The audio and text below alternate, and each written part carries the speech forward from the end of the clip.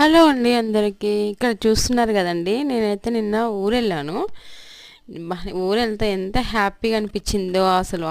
వాతావరణం అయితే చాలా మంచిగా ఉంది. నిన్న వర్షం పడ్డది చాలా. ఈ మేకని చూడండి, అసలు అది చిన్నదండి. దానికి వాటర్ తాగడం తెలియట్లేదు. అసలు చిన్న బకెట్లో పోసాను కానీ తాగడం లేదు. ఒక వాటర్ బాటిల్కి పిల్లలు తాగేది బాటిల్ పీక ఉంటుంది కదా, అది పెడితేనే తాగుతుంది. లేకపోతే అసలు వాటర్ తీసుకోవట్లేదు. చూడండి ఎలా హాయ్ అండి అందరికీ, ఎలా ఉన్నారు?